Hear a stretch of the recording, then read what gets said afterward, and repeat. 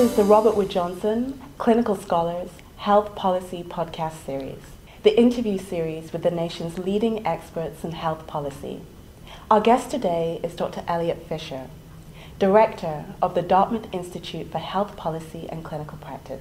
Welcome, Dr. Fisher. I'm so pleased you could join us today. Oh, I'm thrilled to be here.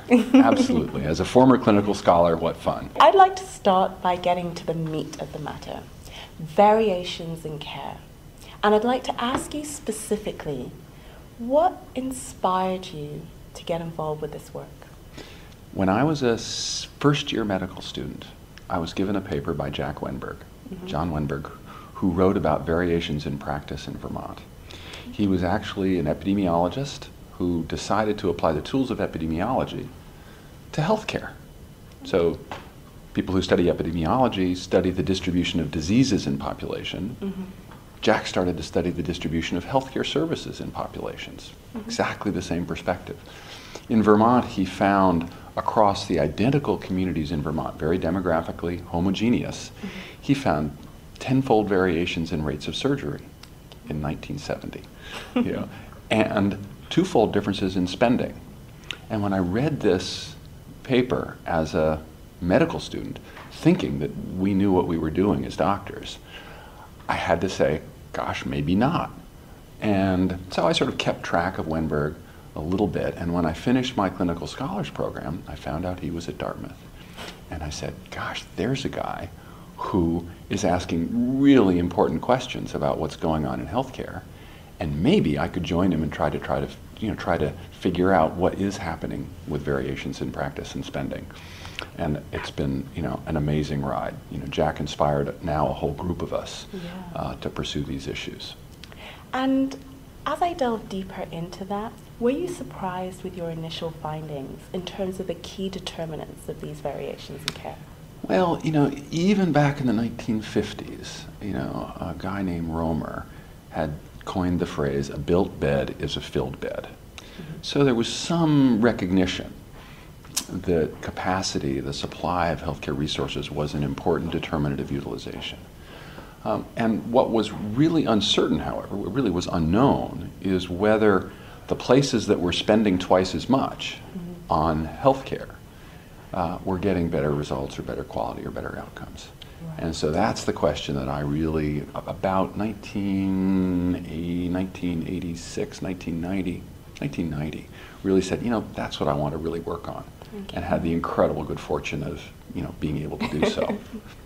Can I ask you specifically, which data or which studies have you found the most compelling that have addressed what these root causes are? Well, there were two pieces of the research which were kind of interesting. The first was trying to understand the implications of the geographic variations in spending on the Medicare population. So we had access to all of the Medicare databases back in the 1990s, really the first place in the country to get a hold of them. Then, we were able to develop, with some help from some very smart people, some economists who were good at observational research, to ask the question, so what do you get when you spend more in the Medicare population? Right. And that started to tease out sort of first what happens with the content of care. What are the additional services provided in high spending regions? Were they getting more of the good stuff? Yep. Like aspirin when you show up in the emergency room, or the right medication when you're discharged from the hospital, and they weren't getting any more of the stuff that was evidence-based in the high spending regions. Right. Second question, were they getting more of the elective surgery that we know many patients choose to get, and probably should be based on their preferences, not the opinions of the docs? That's one of the insights that Jack really helped us develop, or helped the country develop, the importance of shared decision making. But amazingly, higher spending was not explained by higher rates of elective discretionary surgery. It all fell into the category of what we refer to as supply-sensitive care. Identical patients in high-spending regions were spending 60% more time in the hospital in the first year after a heart attack or a hip fracture. Twice as much time in the ICU, and seen by doctors 75% more frequently than in low-spending regions. And then the important part of the study, the one that got me on airplanes more than I really like to be, was that the outcomes were no better. Right. That is, there was no evidence that greater use of those elective services led to better outcomes. Right. So that's the study that was, I had tremendous help. It was a big team. The reviewers were obnoxious. Right. You know, I had to do a lot of revisions. But once those papers were published with 3 pretty amazing editorials by leading health policy people, you know, I was a young faculty member, and now suddenly I was having to travel and explain our what turned out to be interesting and important findings. That's wonderful. That's really, really wonderful. I wanted to ask you, and maybe narrow in on accountable care organizations, ACOs. You've been credited with the idea of ACOs, and I wanted to ask you, in the initial evaluation of ACOs, what have been the advantages of this model? Well, so first, it's fair to say that I and a couple of my colleagues did the empirical work that suggested that patients are cared for by natural networks of docs around 1 or 2 hospitals. Right. And that empirical work laid the foundation for ACOs. And then we presented it at the Medicare Payment Advisory Commission, and we had a horrible name for it, you know, something technical. And the chair of the commission said, you know, Dr. Fisher, you're a smart guy, but that's an awful name. Why don't you call these things accountable organizations? This is Glenn Hackbarth, who was then and still chair. Okay. And I said, you know, Mr. Hackbarth, why don't we call them accountable care organizations so we have a little flavor of caring? So, and then there were lots of other people who were starting to think this way. Mark McClellan sponsored the physician group practice demonstration at Medicare. You know, there were obviously all sorts of integrated delivery systems like Kaiser who were already doing great jobs.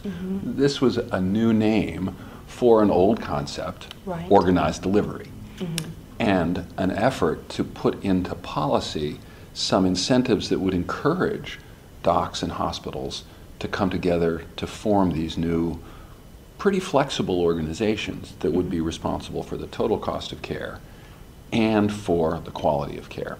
So it was obviously a group effort. You know, there are lots of people involved. You know, since then, you know, this Medicare has moved forward with implementing them. There are now about 350 of them around the country that we're keeping track of. And what we're trying to understand is, so how are they going? How is it going? What's happening?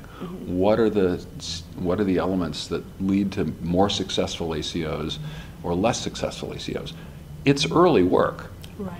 You know, we have to, you know, they've only been in the field really for a couple of years. So we don't yet have great outcomes data. Right. We have insights from the site visits we've done, which are, you know, I'm naively optimistic. You know, I've always been so.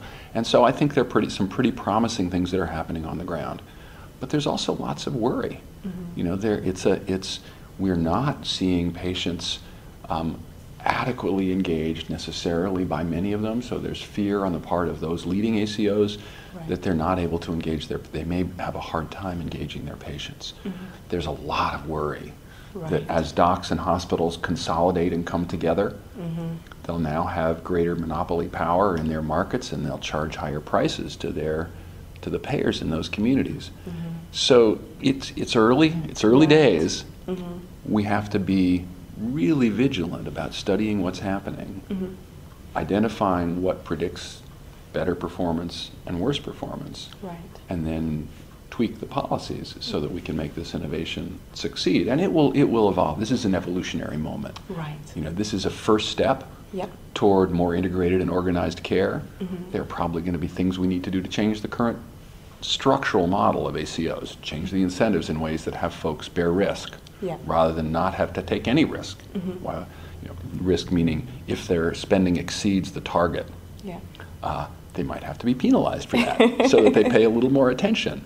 You know, we may need to move to some form of partial capitation that will give organizations some resources up front. We may need to regulate prices. You know, if the leaders of these accountable care organizations decide that they're going to use their newfound power not to improve care and lower costs for their communities, but to make more money for themselves. Right. So it's early days. It's early days, it definitely is. And it seems, I was going to ask you if you could design your ideal healthcare system, what incentive structure would you design? It looks like you touched a little bit on that, but I'd be interested to hear what you say. You know, we want incentives that encourage docs, hospitals, and others to work together and not to try to do it all themselves. Right. So you'd like them referring the patients who need to be referred somewhere else to those places.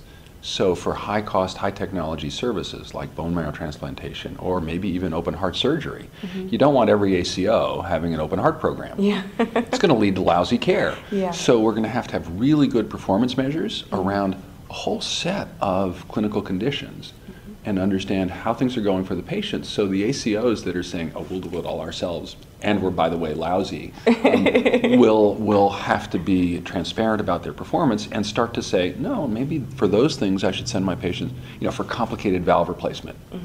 When I need my complicated valve replaced, I don't want it done by my local, community hospital. I want to go to the Cleveland Clinic because they really do the best in that. Yeah. So that's one set of incentives. The second is around patients. Yep. We really want to figure out how to encourage patients to take some responsibility for their own health, to take some responsibility for their decision making around, do I want that elective procedure?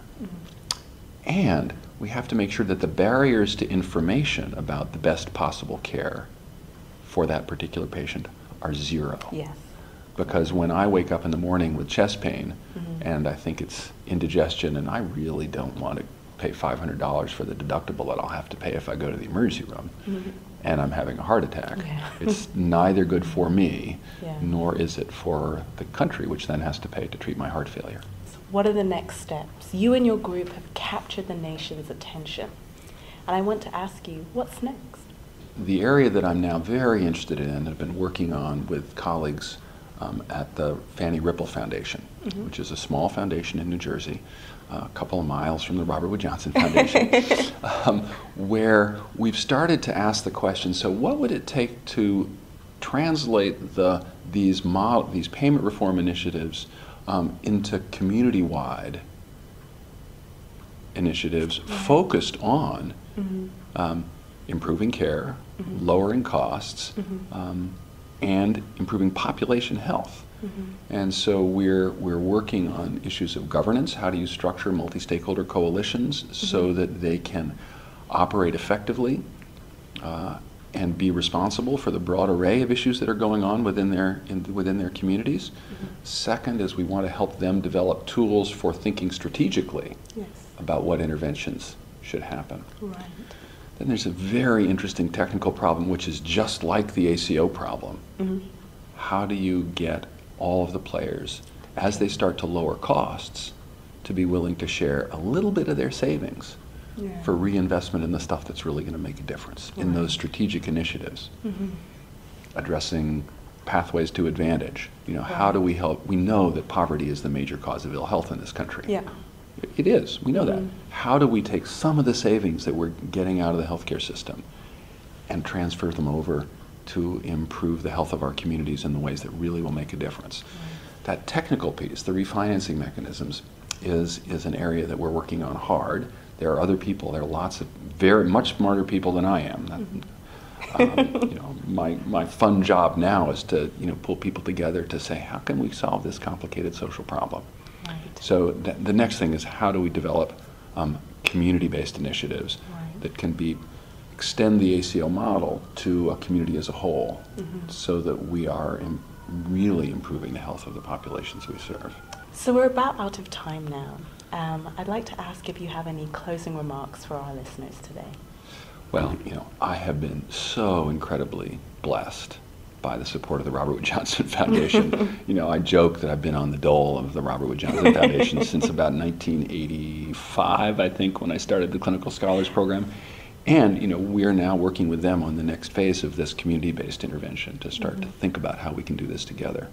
The Clinical Scholars Program was an incredible opportunity for me to really start to get back into policy, start to think about this, and learn research skills that give you the credibility to make a difference in policy.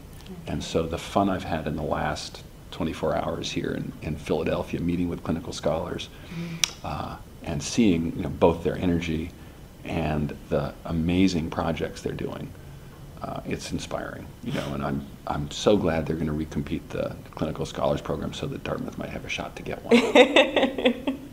Well, thank you so much, Dr. Fisher, for both your time and your perspective.